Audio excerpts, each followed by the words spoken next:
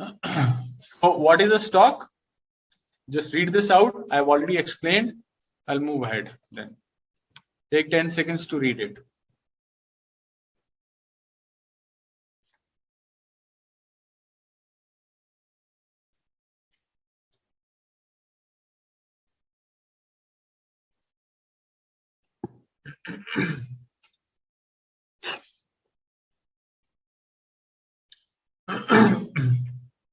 Okay. Now another question comes out after this. Why do companies issue shares or stocks?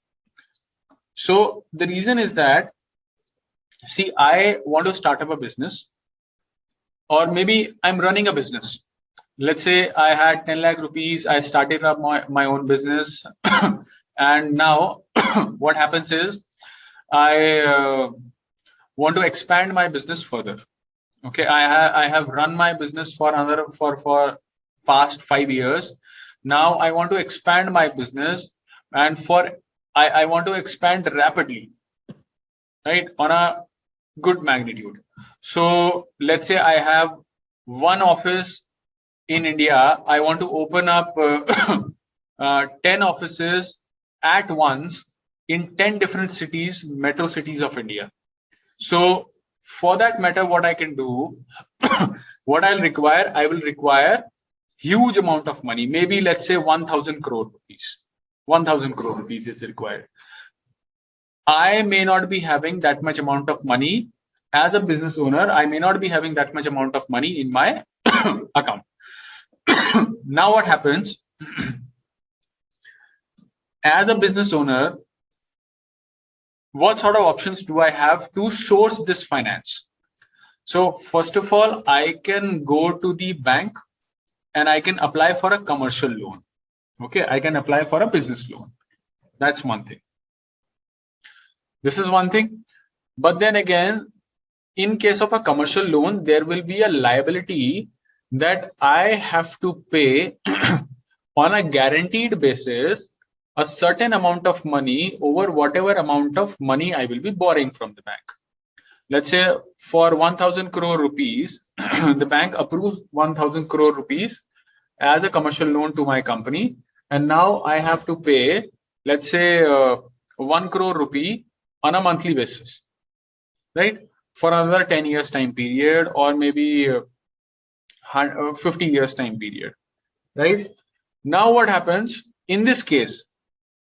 In this case, there will be a fixed liability over my shoulders that I have to earn at least this much amount of money apart from whatever fixed expenses I have on a monthly basis, so that I can pay off my loan and I don't get low credibility or poor credibility by defaulting over the loan.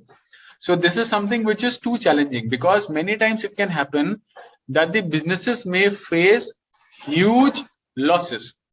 And because of these huge losses, the businesses may not be able to pay these fixed expenses, right? The higher the EMI I have to pay, the higher is the challenge for me to arrange that money, right?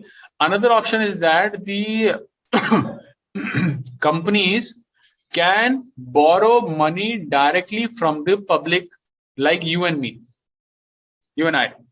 Okay, so maybe you will be having 1,000 rupees, another individual will be having 1 lakh rupees, another individual will be having 5,000 rupees, one more individual will be having, let's say, 50 lakh rupees for investment. So all of these people together can invest into bonds of companies, or maybe you can say debentures of companies. Okay. So the company can borrow directly from the general public or maybe other institutions through the mode of issuance of bonds. Okay, I'm writing that term in the chat window.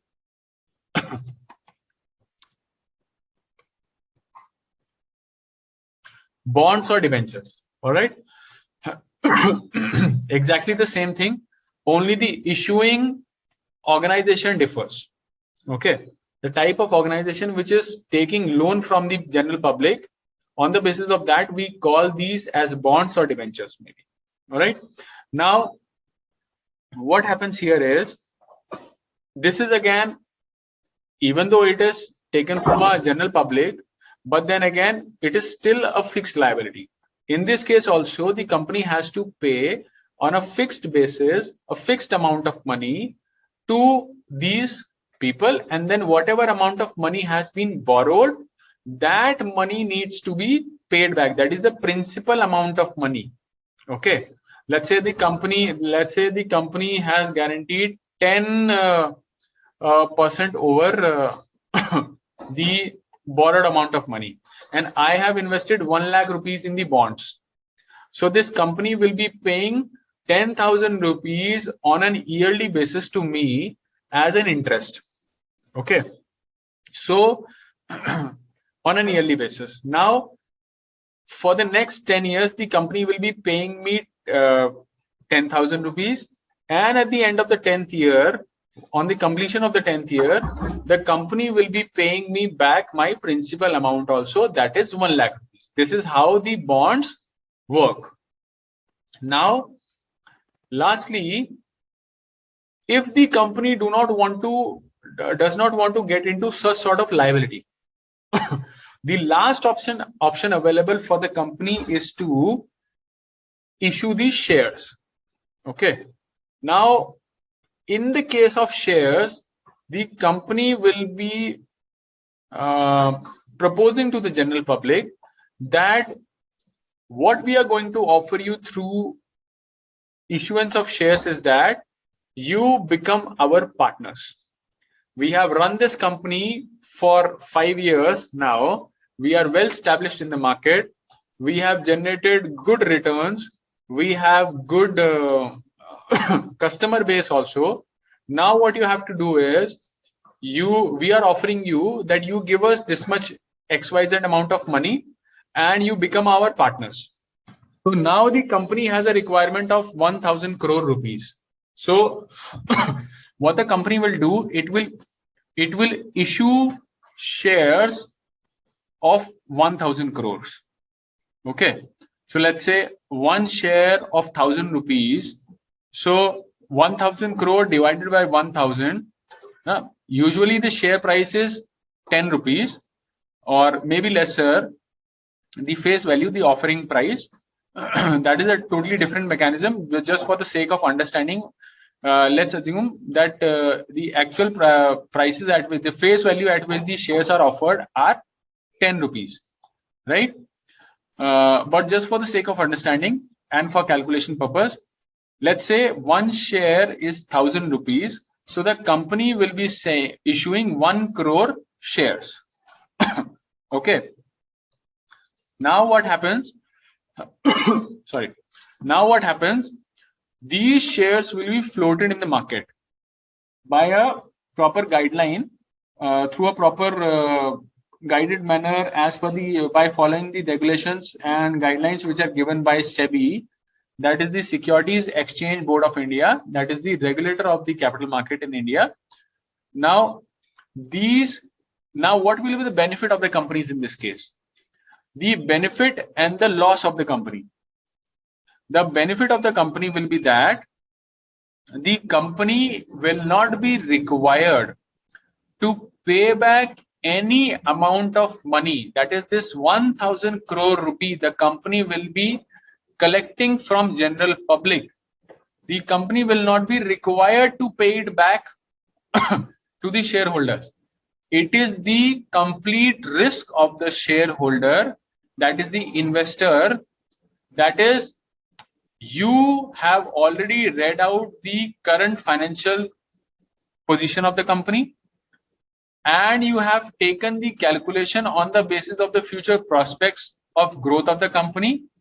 You are betting your money. Actually, you are betting your money by investing into our company and buying and becoming a part owner of the company. So let's say if somebody buy 10 lakh shares of this company.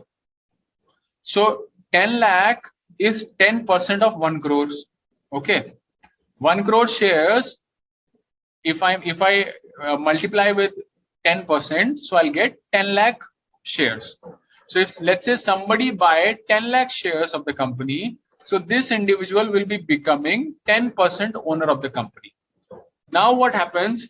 What is the loss of the company and what is the profit? Why would anybody invest into shares? So investor is investing into the company because whatever profits the company will be making, right? Whatever profits the company will be making, those profits will be shared with the shareholders proportionately. So let's say the profits are, you can say 1,000 rupees, let's say. So out of that 1,000 rupees, 10% is 100 rupee. So this 100 rupee will be, the ownership of this 100 rupee will be of that very investor who has bought 10% shares of the company. First thing.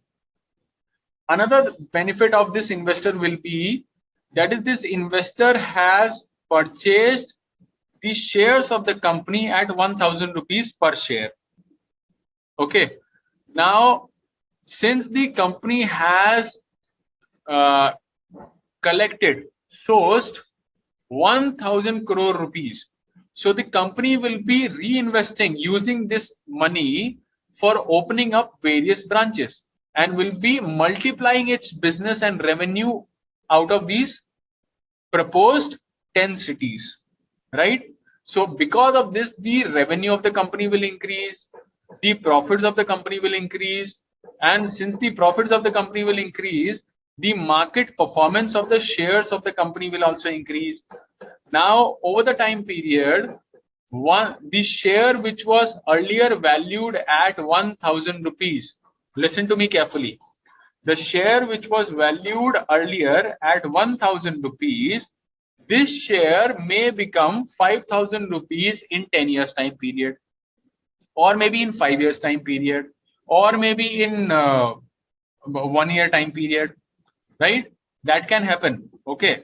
The money, the share prices can multiply any number of time in any time period, within 1 month time period, within 10-month time period, within 10 years time period, right? There is no calculation which can there is no formula, there is nothing which can tell you that how exactly the performance of the company is going to happen, whether good or bad, but still. So the thing is, this capital gain, the capital invested by the individual was 1,000 rupees per share. Now the share price has become 5,000 rupees per share. So the capital gain is 5,000 minus 1,000, that is 4,000 rupees per share. So investors will be investing into companies to get such sort of capital gain, right? That is the target of the people to invest into these companies. Why anybody would invest into a particular company? So that is the answer to this. Now, what is the benefit of the company? The company's benefit is that doesn't matter the company perform good or bad, the company will not have any fixed liability to pay back to these investors, stockholders.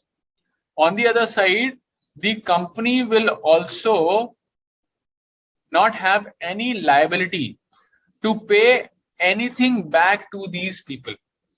The only way these people are, these investors, that is the shareholders, are going to earn is in such a case wherein the company is not paying back any profits to the shareholders. The people, these investors will be getting profit by selling the shares of the company at a capital gain. Okay. That is what people target by investing into shares. All right. So this is the benefit of the company, and those were the benefits of the investors, which is why we will invest into shares. All right. You can read this slide. Take 10 seconds to read this slide.